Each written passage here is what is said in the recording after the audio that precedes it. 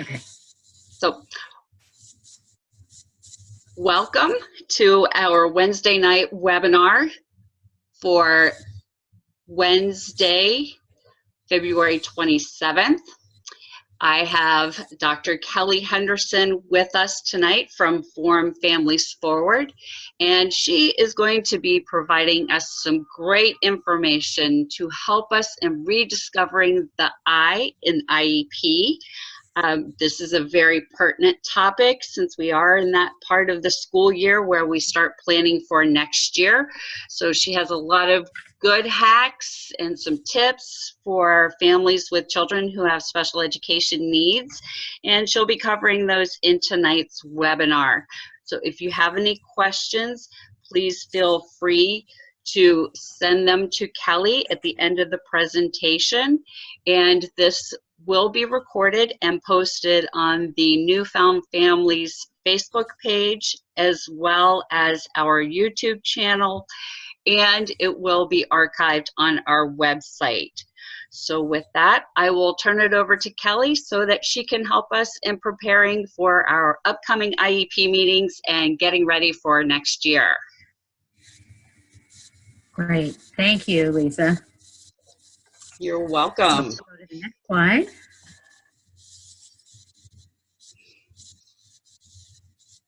So are you ready to go? Let's go. Yeah. So you can move to the next slide. Okay. Thanks. So hello, everyone. Thank you for joining us on this adventure of learning more about IEPs and what we can do when we're feeling a little frustrated or having a little lull in success. So I am Kelly Henderson. I direct Form Families Forward. Form Families Forward, for those of you who may not know, is a regional parent training and information center in Northern Virginia that serves foster, adoptive, and kinship families. In addition to my most important job of being a mom of 3 boys, 2 of whom joined our family through foster care adoption, and all of whom have special needs, I direct Form Families Forward, and I also have the privilege of being adjunct faculty at George Mason University in the area of special education. I am a lifelong special educator. So I bring that to this presentation. Our next slide. We have a number of upcoming trainings I wanted to share. Hopefully you will hear about these in time to participate. We have a session on the I'm Determined project, which is a Virginia Department of Education project that focuses on self-determination of adults, teenagers, and even elementary and middle school students as they think about making choices and setting goals and taking steps towards meeting those goals.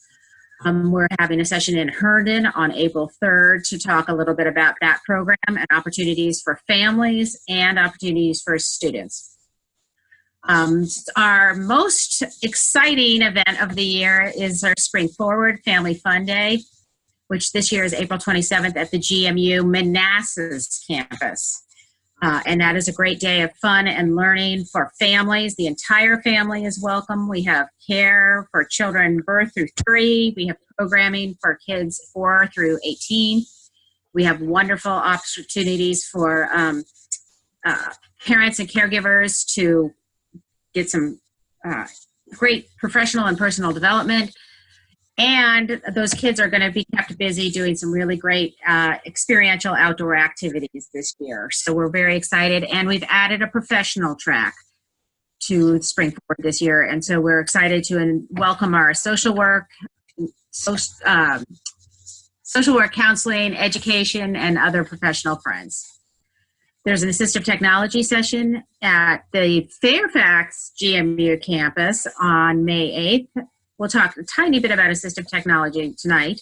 There's a memoir writing workshop at our office in June, and we will be out and about in the community throughout spring with the Prince William County Schools Transition Fair on March 9th. the Arlington Early Childhood Fair on March 23rd, and the Fairfax County Public Schools Special Ed Conference on April 6th. So come and see us if you are at any of those events and stop by and say hi. All right, Lisa. So very quickly, we're going to spend about 45, 50 minutes going over some content. Sometimes people find special education information a little dry. We're going to try and keep it spicy tonight. And we really are talking about some of those hacks or shortcuts or maybe little secrets that we have forgotten about or never learned in terms of special education advocacy. So first, we're going to talk very briefly about the foundations of IDEA, the Individuals with Disabilities Education Act, the special education cycle, how it's supposed to work, and then some opportunities you have to make it work for you and your kid. And then we'll share some resources. And then ideally, if we may have some time for question and answer. If it doesn't happen tonight, I welcome your questions and answers when we have that opportunity through email.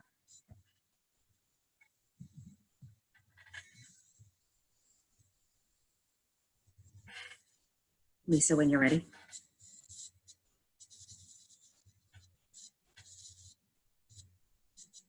Thank you. So again, brief summary of the foundations of IDEA, the Individuals with Disabilities Education Act, really important key piece of education and civil rights legislation passed in the 1970s. Been renewed and reauthorized a couple times, but these foundational concepts have been core to it, that special education is specifically or specially designed instruction for that individual child. It's provided at no cost to the family, and it is designed to meet those unique, again, individualized needs of the child, where that we see in the Individuals with Disabilities Act, as well as the individualized education program that we're going to talk about. Next slide. The guarantee under IDEA is that all children who are identified as a child with a disability, and we'll talk about what that means in a moment, is guaranteed a free, appropriate public education. We often talk about that as FAPE, or the FAPE guarantee. In addition to that, we have a promise of being placed in the least restrictive environment, meaning the environment with typically developing peers to the greatest extent possible. There are protections of the rights of children and their families written in very carefully to the IDEA, and these are really key and really important as families. And finally, parent participation is absolutely essential to this process.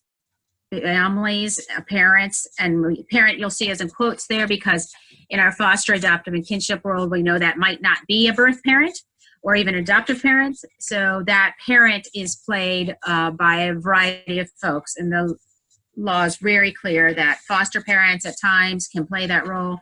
A caregiver who's acting as parent, it can serve that as an educational decision maker under IDEA. So we're going to launch from here into the main mover of special education, the way the process is supposed to work. So in the upper left, you'll see the referral process, moving to evaluation, where a child is identified or evaluated to be identified as eligible for a special education eligibility. Then we move from eligibility into the actual IEP, the program. And then instruction and monitoring follows up that IEP, and then annually that IEP is reviewed. And then periodically a team makes a decision about whether that child continues to be a child who needs special education. So we're going to talk a little bit about evaluation, because this is a point where new families may get stuck a little bit. So evaluation is the process of collecting information about a student who has been referred. We're not going to talk a whole lot about a referral tonight. If you need to talk about that, just email me. But we're going to sort of launch into evaluation. So that information through tests, observations, different evaluations that are collected from a variety of settings, meaning school settings, different settings within the schools, possibly after school settings and home settings. That information is used to determine whether the child has a disability, as well as the extent of that need. The evaluation is conducted at no cost to parents, and parents are meaningful and important members of the team that review the evaluation to say, evaluate the information and then determine whether there is justification for an identification as a child with a disability using one of the eligibility categories. Lisa?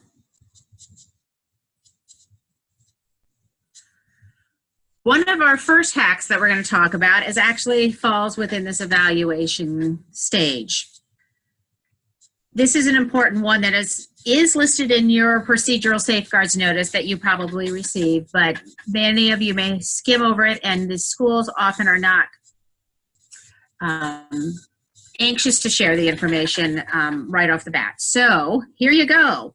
Your first hack, IEE, an independent educational evaluation.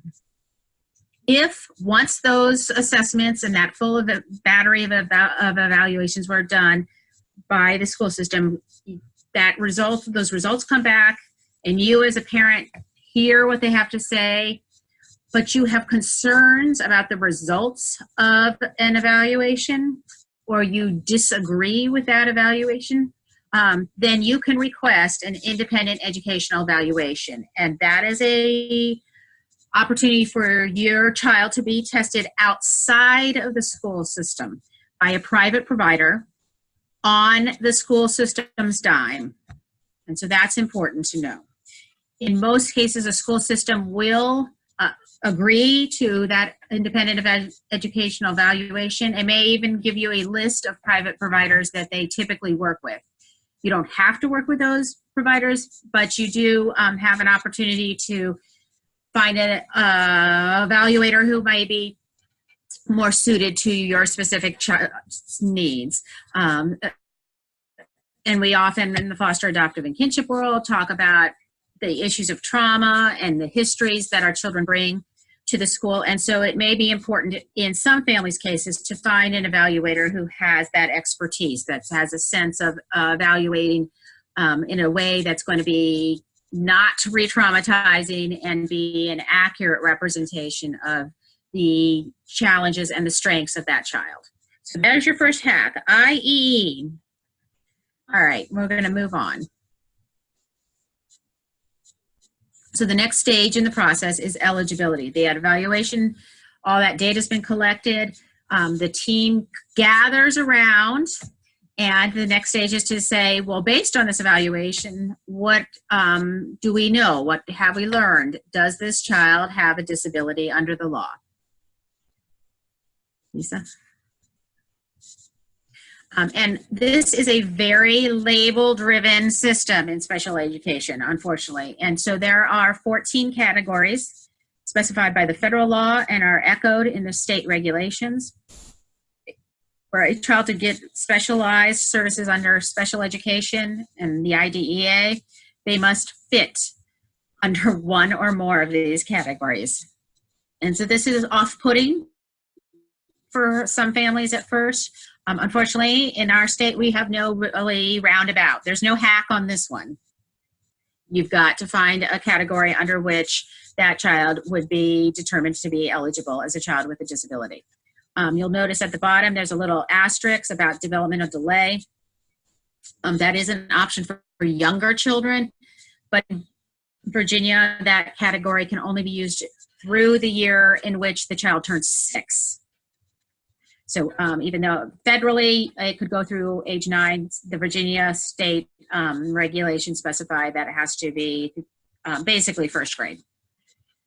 So the data is examined, and then the team sits down to look and say, well, does this child meet any of these category criteria. All right, Lisa. Important thing. So this is sort of a half hack. Really important to remember that eligibility is important mostly because it gets you through that door of services. It gets you the eligibility for specialized services, related services, and the other things we're going to talk about today. It does not determine goals, services, placement, any of that. So even if your child has been identified as having an emotional disability or emotional disorder, that does not mean that child will automatically be placed in a classroom with other children with ED needs. So it's really important to know that basically eligibility is just an opportunity to get through the door and to not get too overwhelmed by these category system and say, well, he can't get this service because he only has an LD or he only has a speech diagnosis. It really is dependent on where that child is performing and where we want that child to go. So really important. Thank you, Lisa. So before the eligibility meeting, here are a couple little hacks. First of all, you should become familiar with each category, and those are easy to do. The definitions are provided in the regulations, the special education regulations, and I provided the citation there. The full link to all the regulations is provided at the end of this slideshow, as well as on our Formed Families Forward website, which is formedfamiliesforward.org. And if you go to resources, there's a special education basics webpage, and you can link right to those regulations. So important to know what those categories look like. In some divisions, like Fairfax County, they actually have single sheets of paper that have a description, one on each page, that describes what they call basis for committee decision, BCD. And so it's simply a regurgitation of the regulations in terms of what is required in that category description. Here's an important hack. Parents can request an interpretive conference or some other consultation with professionals skilled in evaluation at the school system to explain to you the results of the evaluation. So you can request that before that meeting, before the whole team is sitting down, so that you have an opportunity to understand the results of those assessments, ask questions, and then be in a good place when that whole team meets to be an informed advocate. Lisa? So again, the goal at this eligibility meeting, when all those people are sitting around, is that there's going to be some agreement based on the evaluation results. Where does this child fit under these categories, if at all? I actually put verbatim language from the regulations because I think this might be important as you go to that meeting. This is directly from the regulations regarding eligibility. The eligibility group shall work towards consensus. If the group does not reach consensus and the decision does not, that should say not, reflect a particular member's conclusion, then the group member shall submit a written statement presenting the member's conclusions. So this often happens when a family member does not agree with the rest of the team, or a private provider that you may have brought with you to the eligibility does not agree. And so this is your opportunity to put in writing, in the record, your concerns and your belief that there's a different interpretation. So just know that's in there. Keep it handy because often that will not be offered to you if you disagree with the eligibility team.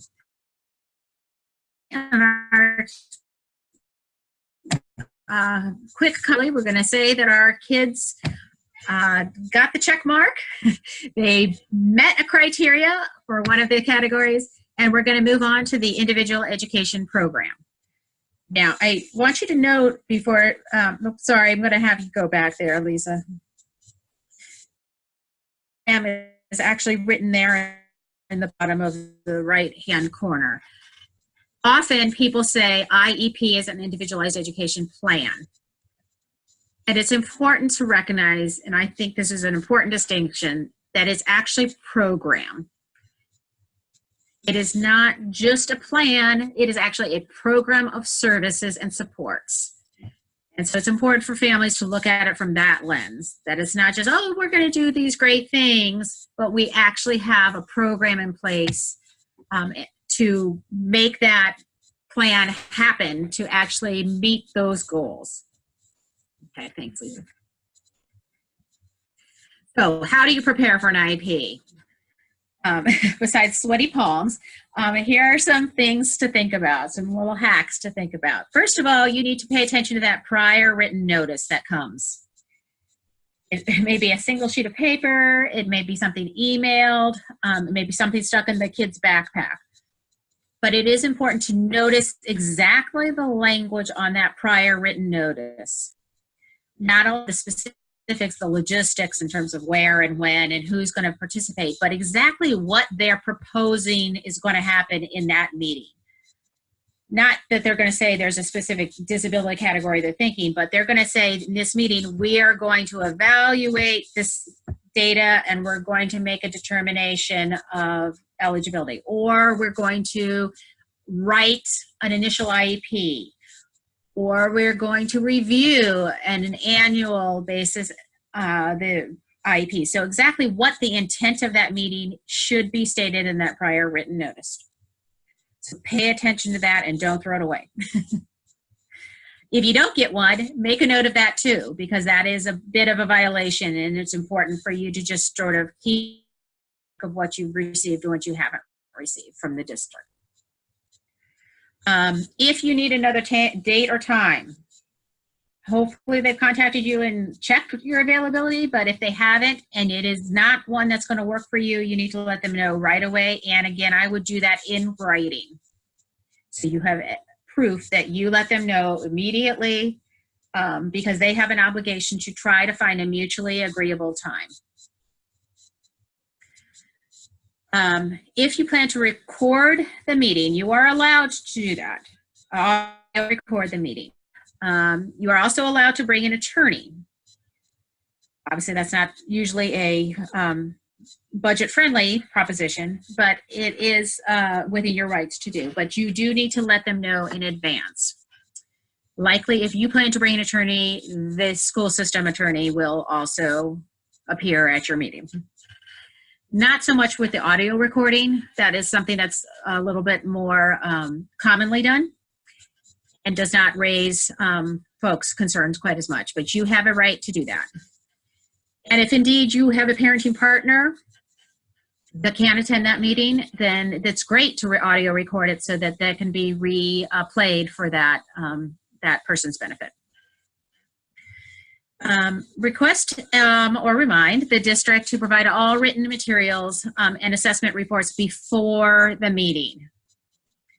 And this is something that is considered a best practice. There's not a hard and fast timeline for them to send a set of draft goals or for you to send a report of the assessment results.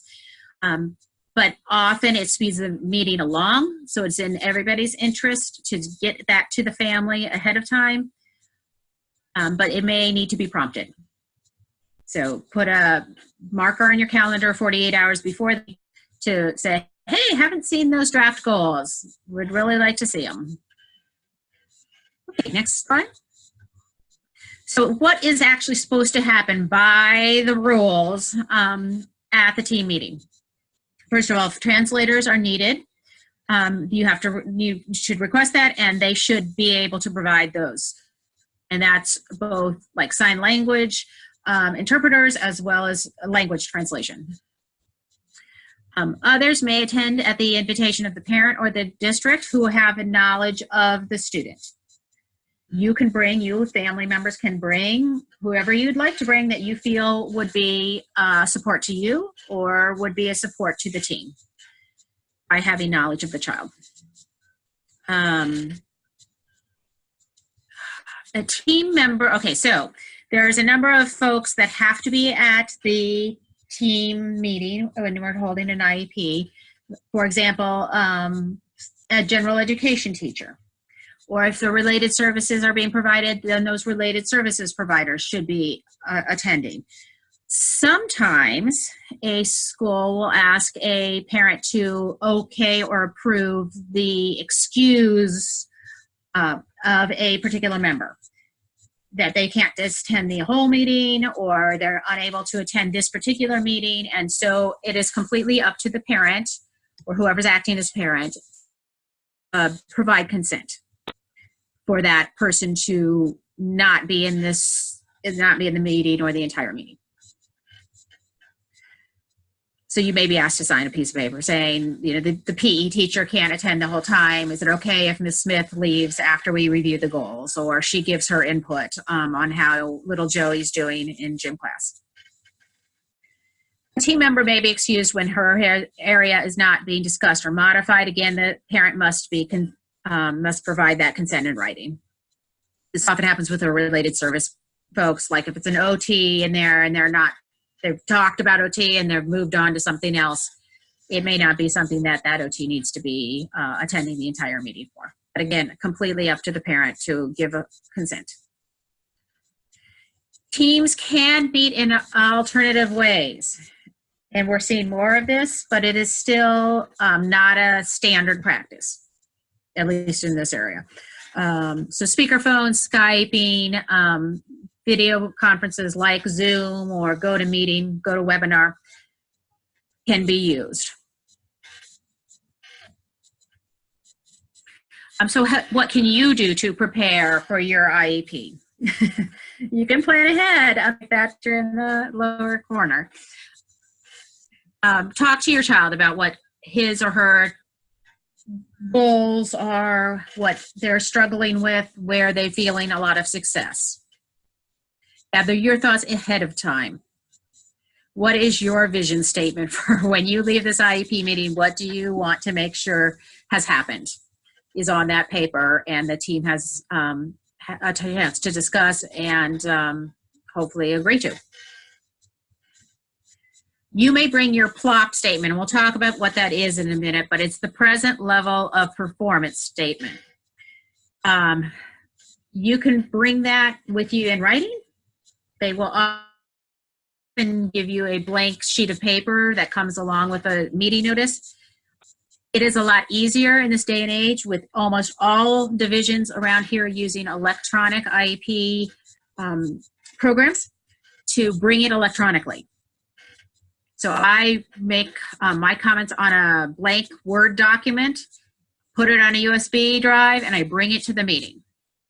So that when they get to that section of the IEP, we can just say, here, copy this in. And it's easier, and we don't have to wordsmith it. We don't have to have everybody review every single thing that I have contributed. But that parent report of where you see this child currently, you are the expert, so it is extremely important that you have your opportunity to share that present level of performance. And again, it's present level of performance related to their school success. That does not mean only academics, though. If they're not being successful in in behavioral or social emotional areas, then this is fair game to make comments about.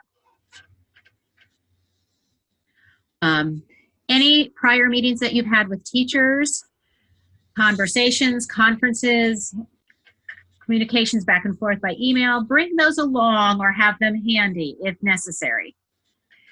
So if there's a question about when something happened, well, I only learned about this from Mrs. Jones 2 weeks ago, and Mrs. Jones says, oh, no, this happened 6 months ago. You have some way to bring some reality into that conversation. All right, next. Other suggestions for meeting preparation. If you have independent reports and evaluations, and a lot of our foster, adoptive, and kinship families have private providers, or have private providers in their history, or have been at other school systems. It is important for you to sort of have a sense of what you've got in your notebook and what you would like to share, potentially. the team. So have that organized. Find out the availability of any people that you would like to attend, and make sure that they're on board and able to attend. If you are thinking that maybe a change of placement is necessary for your kiddo, ideally, take a look at some other options before the meeting, so you are informed when that piece of the conversation comes up. Other families can be hugely helpful, and that's where organizations like ours come in, where we can connect you with other families that might have been given the opportunity to experience a similar placement in the same school system or even the same school, and we can make those connections for you. Make a list of questions or concerns that you definitely want to cover. One of the things in IEP meetings is it tends to get very procedural, very fast. And there's often, if it's projected on a wall, things are getting flipped past quickly, and suddenly you're worried more about the process and you forget about what your true intent and your questions and concerns are. So write them out and make sure that they're addressed before you leave. And then understand your rights. And the procedural safeguards notice that is provided several times during the process is really important. It's really dry and it's really boring, but it is really important to be familiar with. And we'll talk more about that. Lisa? Quickly, very quickly, timelines. For those of you who may have a child who's new to special education or for whatever reason had dropped eligibility and come back into, there is a 30 calendar day requirement from the date of eligibility. In other words, when that team came around and said, yes, we find this child eligible for services under the ID category, intellectual disabilities, then they have 30 calendar days.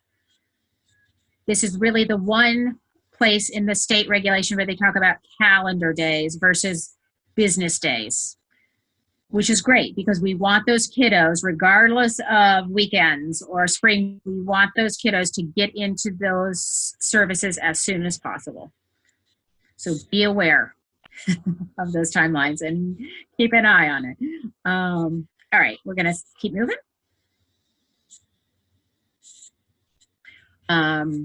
Once the child is determined to be eligible and has the IEP, so these kids that are already in services already has an IEP, at least once a year, the team needs to meet and review and revise the IEP.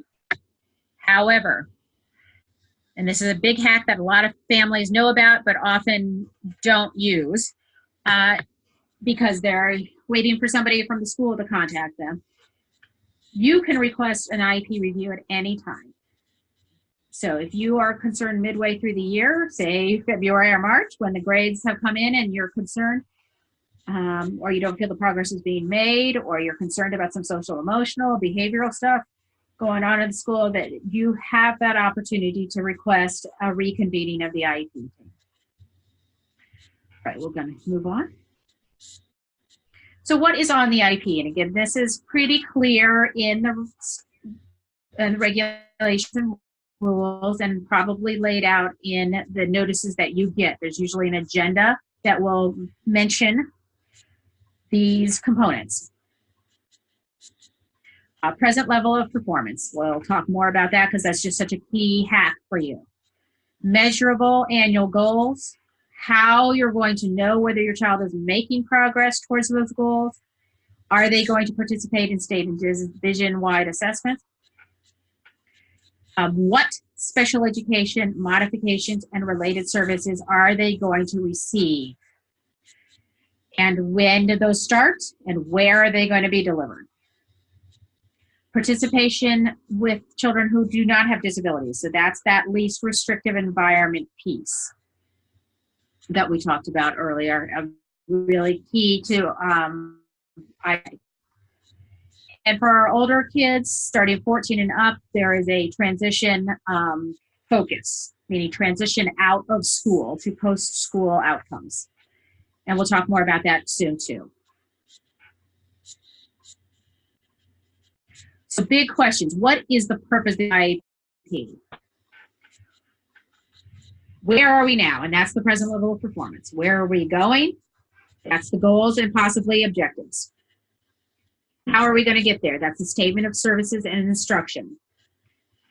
How do we know that we have gotten there? And that is the measurement piece, the data that we'll be looking at in a year's time to know whether we were successful. And how and when will progress be reported to parents? And that's the accountability piece. And the law requires very clearly that a parent of a child with disability needs to be informed about their progress on their IEP goals to the same extent that general education students are being provided, are being reported on. So if quarterly report cards are being issued for general education students, non-disabled students, then a student with an IEP must have their IEP goals evaluated at that same period of time. So every quarter you should be getting not only a regular report card, but also a report on their progress towards those IEP goals and objectives. Next slide. So here's one way to think about it for the visual folks amongst us, is an elevator. Think about education, special education being the service that closes the gap between where the child is now, so sort of the ground floor, and where we want that child to be. Where do we expect that child to be in a year's time? So the IEP is all the stuff in between that ground floor and the top floor. Okay, next slide. And to do that, the team has to consider these things. And this is very clear. They have to consider the strengths of the child. There has to be some mention, some discussion. Unfortunately, sometimes it's very brief, of the strengths of the child. So that is part of what the IEP team is to review in terms of the present level. Where is the child being successful? What are the strengths of that child? What are the concerns of the parent or the family for enhancing the education of this child? The results of the most recent evaluation. And if that needs to be updated, that is something that the team can make a decision about.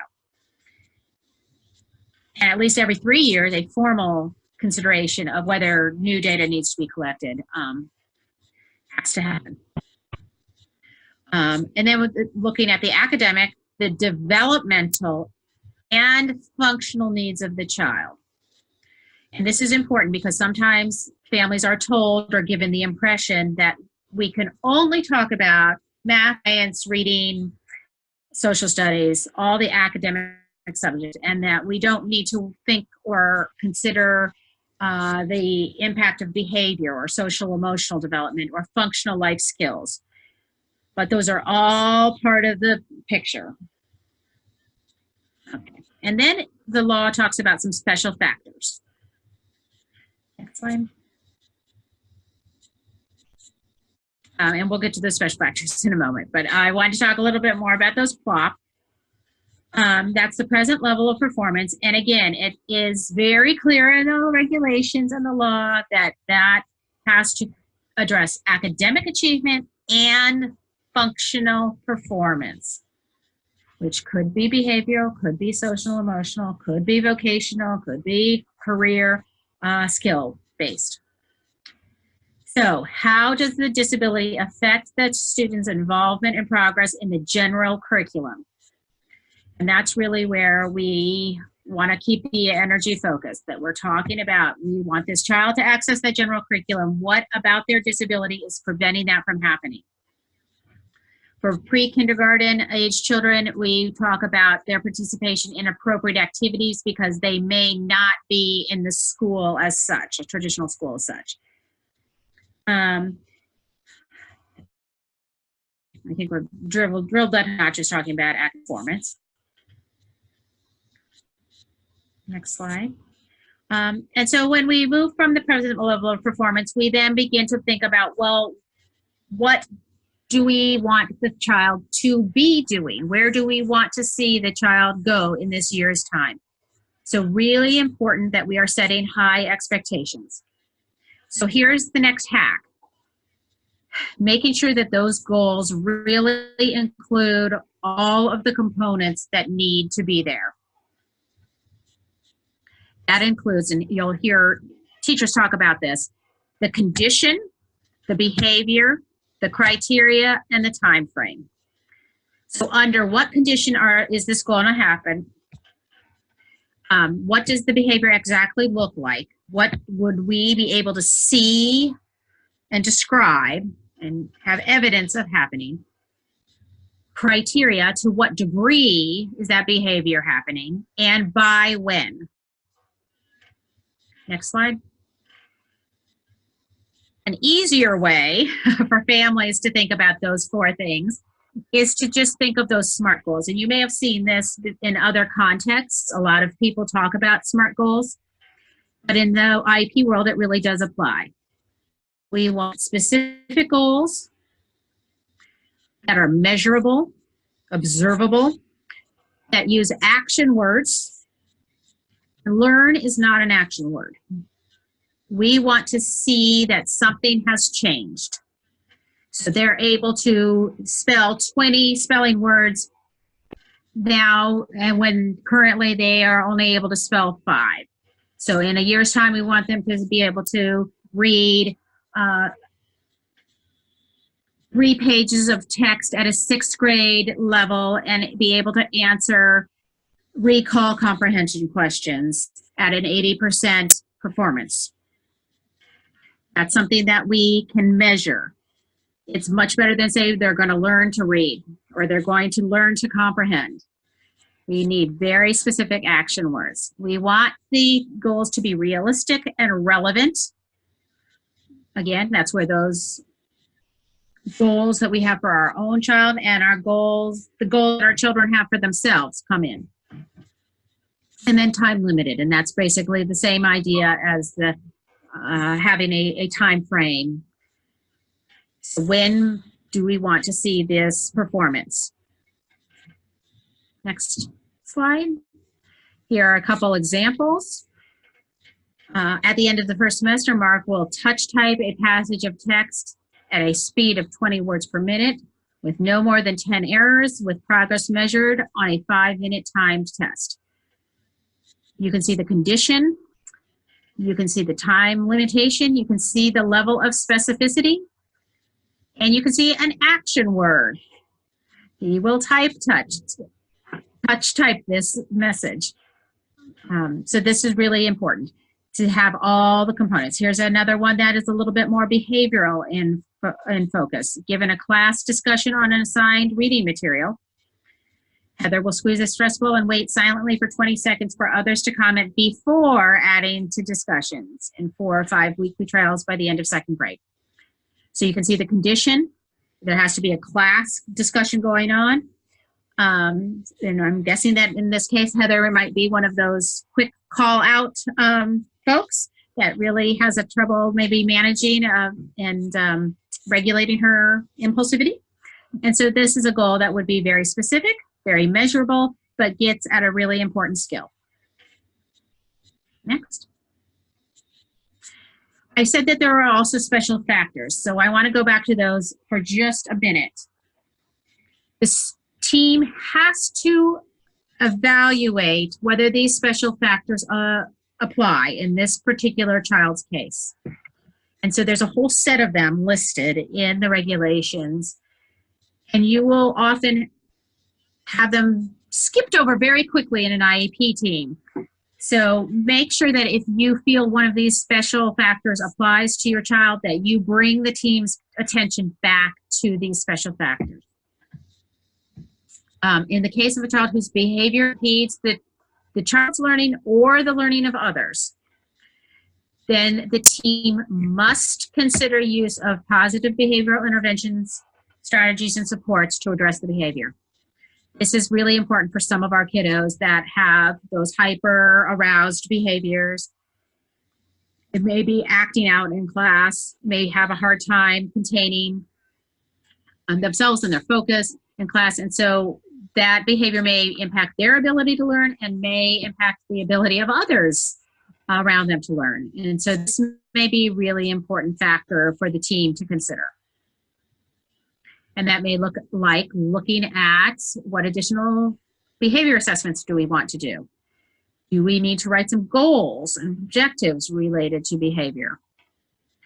In the case of a child who has limited English proficiency, for our families, these may be children who have migrated recently, who are adopted from a country internationally that have spoken a different language. So in that case, the language needs of the child, as those needs relate to the child's IEP, is an important consideration. So that has to be addressed. Next, there's additional special factors. For a child who's deaf or hard of hearing, there's a whole list of things in terms of the communication needs of that child that have to be considered, that the team has to address. Next slide. In the case of a child who's blind or visually impaired, there is a focus on Braille. The team needs to examine that issue. If they determine Braille is appropriate, that they need to make arrangements for instruction in Braille. And if they determine that Braille is not appropriate, then there are some other considerations that they need to address. Regardless of the sensory issues that the child might have, the communication needs of the child needs to be considered as appropriate.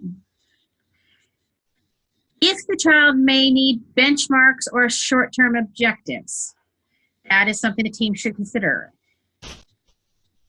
There's a requirement that there are annual goals for everybody. For some kids, that annual goal may need to be broken down into smaller chunks. I know that in Fairfax County, for example, if the child is on a modified curriculum or adapted curriculum, often the team considers shorter term objectives. I think with the idea that there has to be some forced benchmarks there, often with shorter time frames, so that there is some accountability for progress forward. Assistive technology and devices. I mentioned that we are going to be having a session in May on assistive technology with our friends at GMU. And this is really important. Assistive technology may be extremely important and valuable for some of our kiddos. That could be low tech, access to a calculator, access to a word processor, even certain tools that are not electronic in nature, or higher tech, where there's a communication board, speech to text, all kinds of additional devices that might be helpful for all kinds of communication needs, physical needs, learning needs. I encourage you to attend that session because I think many of us would be surprised of the opportunities that we haven't been aware of in terms of assistive technology. All right, next slide. Related services is something that is to be reviewed by the IEP team. And the idea here is that these are developmental, corrective, or supportive services that are required for the child to benefit from special education. That does not mean a child only needs the related service. They still need to have a level of need that special education is required. But these are things in addition to the special education, so they can benefit from the special education. Speech and language is the one exception to that, where speech and language could actually be a primary service, but all the rest of these are sort of secondary to the special education. This is a great hack right here because often teams are not discussing all of the potential related services that are listed in the regulations. Often OT, PT are the ones, speech are the ones that tend to be listed and discussed as a more routine nature. But there are lots of things listed there that may be appropriate. for your child, given their present level of performance and the goals of where we want them to go. So keep those in mind. Next slide. Modifications and accommodations. So I've highlighted over the next 3 slides some of the specific language about modifications, accommodations, and supplemental aids and services that may be helpful. I apologize, my phone is going off in the background.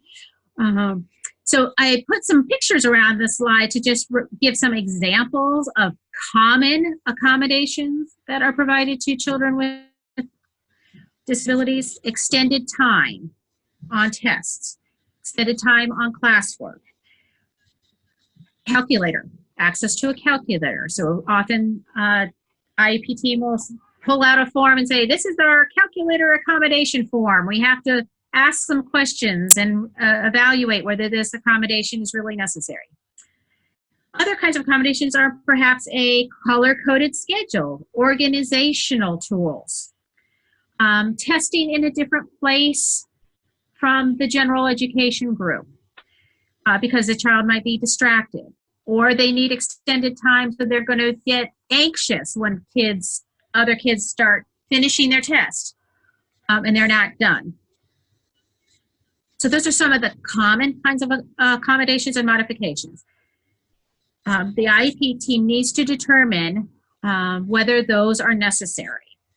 And if so, they need to be placed on the IEP. This conversation usually follows the conversation around goals. So for the child to meet these goals, what accommodations or modifications or supplemental aids and services might be necessary? Next slide, Lisa. So again, the statement of special education and related services and supplemental aids and services. Based on peer review research, this is again straight from the regulation, and a statement of the program modifications or supports to the child to advance towards goals, make progress in the general curriculum, and honor the least restrictive environment. So what is it that child needs to be able to be in that general education classroom to the maximum extent appropriate? What are those special education services? What are those related services? And other supplemental aids and services, including accommodations and modifications. Next slide. The conversation about accommodations and modifications often happens in the context of testing.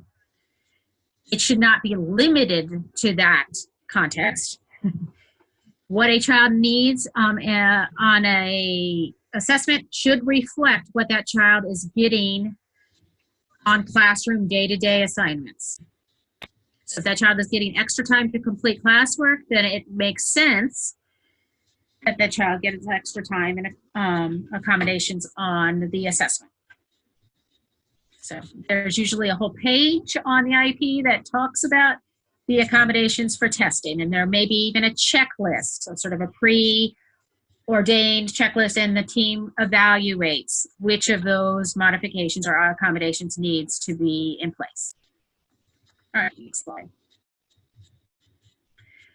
A couple slides on secondary transition, because this is a major hack that some of us miss. And it's so important as we think about our long-term goals for our kiddos, especially those in foster, adoptive, and kinship families for whom we know that transition to adulthood is often rocky. So we want to take advantage and bring that team around transition services early and often. So the law actually says transition services is a coordinated set of activities for a child with a disability that is designed with within a results-oriented process. Meaning we're focused on where do we want that kid to be? What are their and our long-term goals post-school? And begin to take steps and apply services to get to, movement towards those long-term goals. So there's 2 age points that you should pay attention to in this transition conversation. First, by the year the child turns 14, that IEP should have measurable post-secondary goals based on age-appropriate transition assessments that relate to training, education, employment, and where appropriate, independent life skills. So the year they turned 14, so it could be 8th grade, it could be 9th grade, but it's the IEP that's taking effect in the year they're going to turn 14. So basically, when they're 13 or before, this conversation should be happening in the IEP team. Here's one of the hacks. In our area, that conversation tends to be very brief, particularly in middle school, and often is based on a conversation that the child had for maybe 5 minutes with a teacher or case manager saying, what do you want to do when you grow up? And there's a quick statement about what that child's goals are. And it may be very broad and it may be very ambitious because it reflects what a 13 or 14-year-old is thinking. I think I had several years where my son's measurable post-secondary goal was that he was going to become a famous rapper. So really important to bring the conversation and bring the team back around those goals and say, let's revisit this. And hopefully your student is participating in the IEP at that point, at least for part of the IEP, and a conversation can be had. Okay, so that's the first age, is 14. Next slide. Transition services. And so that also is supposed to happen when they're 14 and beyond, is a statement of transition services, meaning what study, what courses of study are they going to take? Are there classes that they're going to need to reach those post-secondary goals? So again, really important to really make sure those post-secondary goals have some level of logic and reality to them. Transition services shall be based on the child's individual needs, taking into account the strengths, preferences, and interests. And that's where that conversation right before the IEP team comes in of what do you want to do? And that's obviously their preferences are really important. But it is important to also have goals that reflect a reasonable course of action. A little bias on my part on that one. So by the year the child turns 16, the IEP shall also include a statement, if appropriate, of interagency responsibilities or linkages. And so this is particularly important for kiddos who may not be pursuing a traditional college track. Or if they are pursuing that may need some supplemental supports as they go into that college experience. So interagency means folks from the Community Services Board, folks from DARS, Rehab Services, Department of Aging and Rehabilitative Services, maybe court involvement depending if they have connected with those agencies.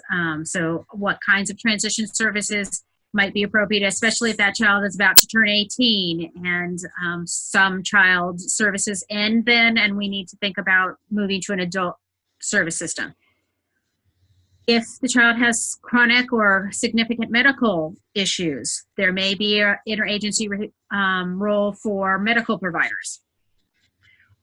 So all of this to say we need to be thinking and pushing the team to think outside the box of who else can be helpful to us, and what other agency folks do we want to bring into the picture.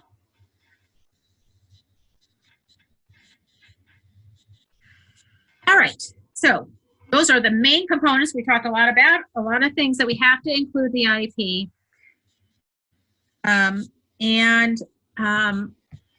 This next step is hugely important. So all of those conversations happen. There's a level of performance, goals, related services, statement of transition services, setting transition, long range post-secondary goals. After all that's set, then you consider LRE. Then you begin to talk about, well, where can those services be provided? And again, the presumption is we want students with disabilities to be with their non-disabled peers. So really important, a really important hack is to make sure that conversation is happening after all the goals, all the present level of performance conversation happen, all of the transition services are in place. Then we can talk about placement. We should not walk into an IEP meeting and say, well, little Johnny is going to be in the self-contained emotional disability class, and this is the services that we offer in this ED setting. Really important. And when you are being encouraged, when the team is moving towards a more restrictive placement, that last question is really important. Where is the data to support removal from the difficult learning environment? Why are you saying that he needs to be in a self-contained class? Why are you saying he needs to be in a special day program? Where is the data to say that that is necessary? Okay, next. Again, this is the last part of the IEP. You must protect that least restrictive environment. Placement is a set of services. It is not a place. It is not a place for a student to go. What services does that child need? And then you can talk about where best to provide those set of services. And as I mentioned, we don't base placement on a disability category. And so that's that second bullet. Watch for the label and sort offer. Well, he has ID, so he has to go into our intellectual disability class. Or he has intellectual disability, so we're going to, of course, assume that he has to have only vocational career classes. Work awareness, work development, that's what all our ID kids do, so that's what the class is appropriate for him. So again, based on the individual needs of that child. Okay, next. Okay, so just a few more slides. We're getting towards the end here. So moving sort of off the IEP for the moment into how do we make sure that the IEP meeting itself is a productive exercise.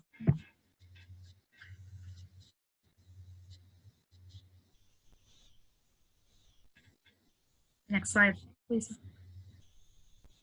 Thanks. So just, again, another direct quote from the regulations. Perhaps important for you to share at times if folks are beginning to forget this. The IEP team shall consider all factors identified under free appropriate public education and, as appropriate, work towards consensus. So that word consensus is actually in the regulations. That does not mean we take a vote. Consensus is not a vote. So that's another hack, something to remind the team of, that consensus is really where we're striving for. However, if the IEP team, and sometimes we have to recognize that it doesn't always go down the rosy path, if the IEP team cannot reach consensus, the school shall provide the parent with prior written notice of the school's proposal or refusals, or both, regarding the child's educational placement or provision of a free appropriate public education. So if there is a disagreement that consensus cannot be reached, then the school must provide written notice, prior written notice, of where they land, what they're proposing, what their offer is. And that is important for you to have, and know that you deserve to have prior written notice. And again, if that prior written notice is not issued, that is a procedural violation. So important to keep that in mind as well. Okay, next slide. So how can we make our team meetings more successful so that we can achieve consensus? These are some just general reminders, things that we all know, but sometimes in the heat of the moment we forget. I mentioned having a very clear set of questions, concerns, and your vision statement written out ahead of time. What do you want to achieve in this meeting? Again, in consultation with your child. What is your goal? Don't leave that meeting until that has happened or there are firm steps to make that happen. Bring another adult with you. If you have a parenting partner, that's great. Even if you don't or that person is unavailable, another adult, your good friend, another family member, just to have somebody sort of sitting on that side of the table with you and hear what you're hearing. Because again, sometimes in the heat of the moment, our emotions get ramped up and communication can be challenged. And so it's good to have somebody else in the room that may have a little cooler head or at least just a different perspective and can listen on your behalf. If you don't understand something, ask. Special education is infamous for being so acronym laden that it drags people down. If you don't understand what they're talking about, ask, ask, ask, and restate. So I hear you saying this. And that's really important. Clarify your understanding. Because oftentimes when you repeat back what you thought you heard or what you did hear, suddenly that response changes a little bit and maybe a little more positive. End the conversation or leave the meeting only after there's a plan for future steps. You know, like can be lots of good intentions, but if there's not a follow-up plan, it's really frustrating. And keep records of all your communications, even if that's email, if it's phone, follow up a phone conversation. It was great to talk to you. 2 sentences, this is what we decided. Or just keep a running record for yourself in your phone or on your agenda of when you did make phone calls. Next slide. Again, one of the things that we really struggle with as foster, adoptive, and kinship families is how much information we share. We have often very sensitive information, and as a child gets older, particularly, they're seeing more and more and more and more teachers and different staff in the school, and so how important is that everybody knows certain things, and to what degree is your child comfortable with information being shared? So it's important to be able to decide where those lines are and how to share that information, keeping in mind that teachers are really busy. And we want to make it as easy as possible for them to get the basic and most important information about our kids so they can interact in the most appropriate way. So 1-minute elevator speech is really important for you to, because that may be all you've got. Particularly at a secondary level, when you're just meeting a person for the first time, what is most essential for your staff to know? And does your child have that ability to relay really important information? I have a child who needs extended time, and it took him till probably early high school before he was really comfortable actually going up to a teacher and advocating for himself. Of course, that developed over time, and as he's gotten older, it's gotten better, but it is something that evolves, and giving him language was really important. Okay, next slide. One of the tools that we offer at Forum Families Forward is All About Me document, and you can find it on our website. There'll be a URL shortly. But it's just a one-page, one-sided tool, sort of a template, to give some really basic information about your child or have your child give about themselves to a teacher, particularly at the beginning of the school year, but it may be if you're moving into a new situation or changing classes, something that needs to be shared mid-year. One of the strengths of this is it succinctly shares the strengths and challenges that the child is experiencing, states any specific information that may be sensitive and important for that teacher to know, and clarifies the comfort level of your child in sharing that information more widely. What's public, what's not public. And then finally, a very clear process for contacting you as parents. So there's no excuse. I couldn't reach you. I tried this number, but I got voicemail. So you, on this sheet, and we can go to the next slide, make it very clear at the very bottom how you can be reached. And so this is the template. This is what the yellow things are, the content that you might want to put in.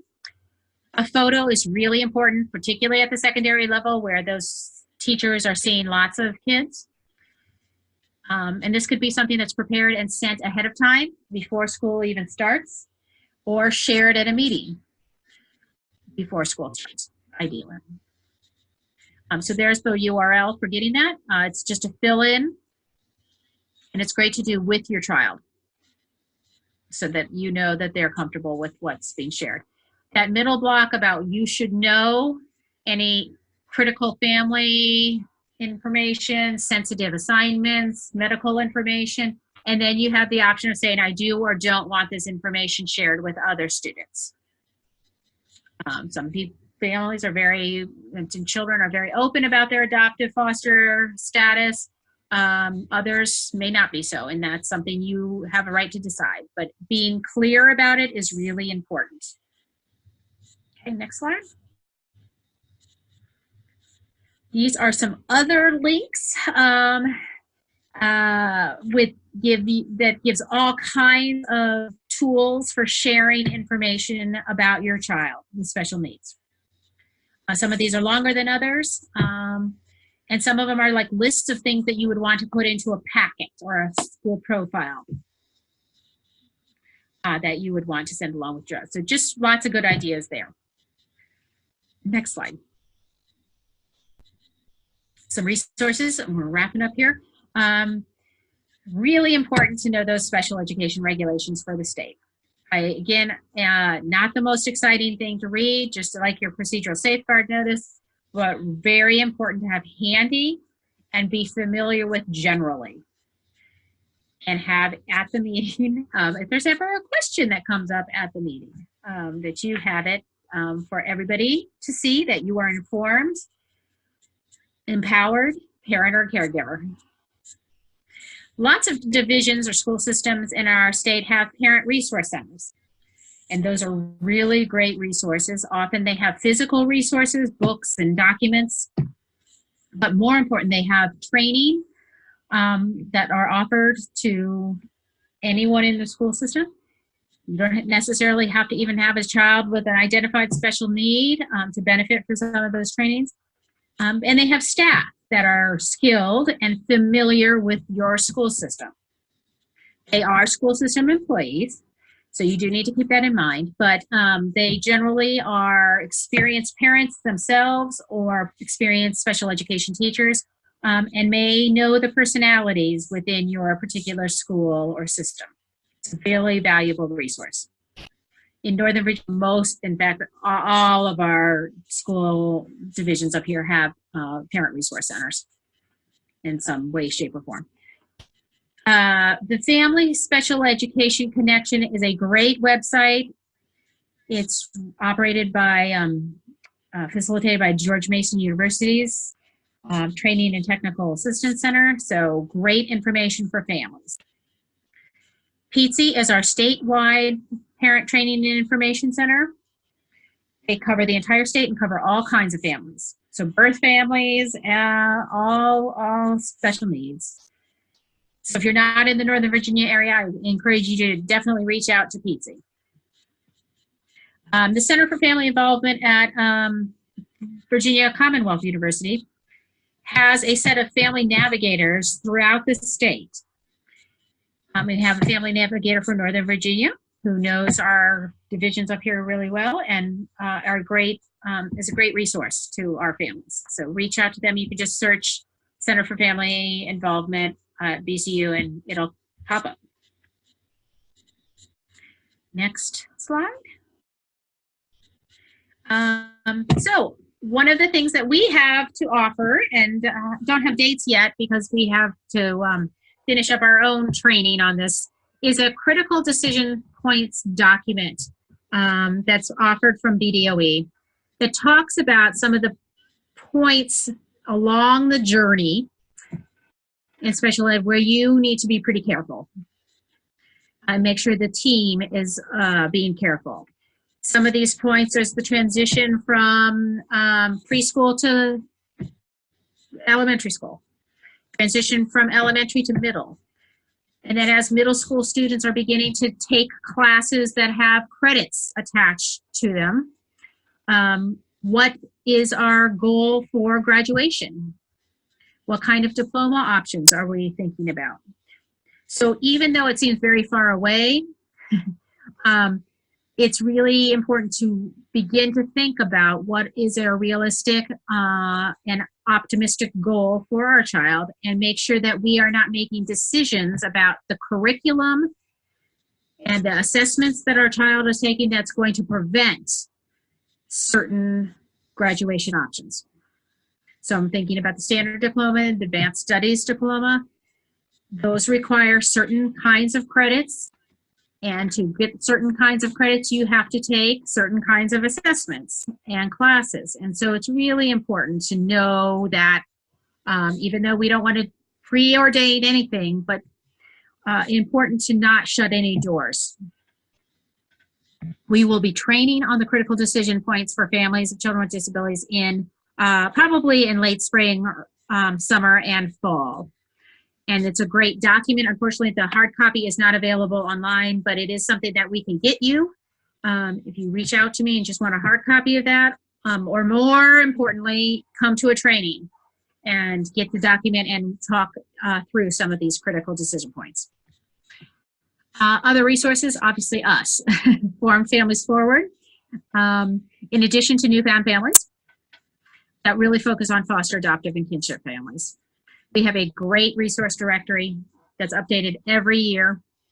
Hundreds of agencies, private practices, organizations, tools, resources for families that are raising children with special needs, particularly in Northern Virginia, but also across the state. And that's free of charge, easy to access. It's linked, hot linked, so you can just click on a particular resource and head right there to their information. And I think, Lisa, we're pretty close to the end. Okay. I'm trying to get it to go, but it's not going. I think it's telling us I'm done. It's time. it's time now. While we wait for the last slide to come up, I'd like to at least ask one question that we have, if that's okay.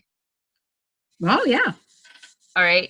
You mentioned about the transition services or focus of the IEP and the age of 14 and 16, but if you happen to have a child in the upper elementary or middle school that's pretty self-sufficient in language, would it be a good idea to have them participate in the IEP meeting? Absolutely, absolutely. And the team doesn't need to even approve that. You can just say it's really important that my child be here, and he or she wants to participate. Okay, now, great. You may want to think about how much of that meeting you want the child to have to sit through.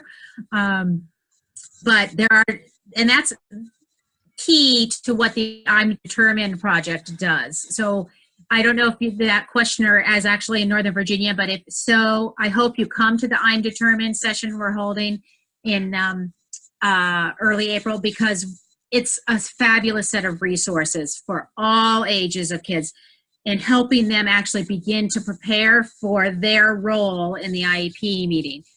Whether they're young and they're just sort of participating as an active member, or they're older and they're actually leading their IEP meeting, there are some really great tools. So I hope you do take advantage of that. The I'm Determined project actually also has a summit in summer, like June, and the application for that is closing soon. So if you're interested in that, it's imdetermined.org, and I think it's age 14 on up. So it sounds like for the questioner's child, it wouldn't necessarily be appropriate this year, but something to be aware of It's a 3-day sort of experience where all kinds of kids with special needs come together and work with older children and young adults with disabilities, and really just have a great time learning skills and beginning to take on some of those independent opportunities, while parents and caregivers have their own summit at the same time. So definitely look that up. Okay. Another question. What can a foster parent do if a child has come into their home and moved to a school that doesn't have a service that is in the child's IEP? Well, first of all, the team has to reconvene. Probably the team at the new division or the new school. There is a provision in the law that says, and so I want to be really upfront about this, that there is a stay put provision. So whatever is on the current IEP, the currently consented IEP, in other words, what the parent had consented to previously, stays in place, technically, until a new change is made and a new consented IEP. So technically, us, depending on not knowing what service it is you're talking about, the division has a responsibility to try to ensure that that service is available to the child. That does not necessarily mean it has to happen at that neighborhood school. So the obligation is to be able to provide that service. While LRE would be ideal, they don't have the same obligation to make sure that service is offered every single school site. So, Lisa, if you're able to get any information about what type of service that is, I might be able to be a little bit more specific. Or more specific. Okay. If that service certainly is no longer appropriate, the IEP team can make that decision too and either make changes, and as long as the parent consents to that, then that becomes the new law of the land. Okay. And I think it may be helpful to know that if the school says no, that's not end all. There's some options Correct. for the foster parent or a kinship caregiver to go back and say, no, we do have some options. Here are some resources. We'll educate the school system along the way. Absolutely. Okay. Absolutely. And we didn't even go into dispute resolution options under the law, but again, that's all in your procedural safeguard notice and in the regulations, and we're here to help you navigate some of that. But there are formal dispute resolution, and then there's informal dispute resolution techniques that may be helpful. Sometimes it's just finding a new audience for your question. Okay. And somebody outside of the school or outside of that program that needs to realize that you are an empowered caregiver and you're not going away. Yeah. Okay, one more question. For those who are not near George Mason, how can they learn about the assistive technology in their area of the state? Sure, that's a great question. So first of all, there should be a Training and Technical Assistance Center somewhere near you. So those are the university-based training centers that are to help train staff, special education personnel, as well as families to some degree. And so those are at pretty much all of the main public universities across the state. And at each of those TTACs, there should be a staff person that has either primary job responsibility or a shared job responsibility on assistive technology. So we know the folks up here at George Mason pretty well, and we have a good relationship with them, but you can absolutely contact your Training and Technical Assistance Center. You go to the Virginia Department of Education website and just type in TTAC, you'll get a list of special education training technical assistants. And each, like I said, each training technical assistance center should have somebody who has an expertise in that field. Okay, a lot of good information tonight, and I know the families will find it very helpful. I learned a few things that I didn't know about, so we thank you for your time and all that you gave us tonight. I know it's going to be helpful going forward in planning for the next school year or any IEPs that are just getting established. So again, thanks for your time, and if anyone has any questions for Kelly, please reach out to her at formedfamiliesforward.org, or you can contact us at NewFound Families through our email at info@newfoundva.org, and we will be happy to pass on any questions or requests for information to Kelly. So with that, I'll say goodbye, Kelly. Thank you. Thank you. Thanks, Lisa. Welcome. Bye.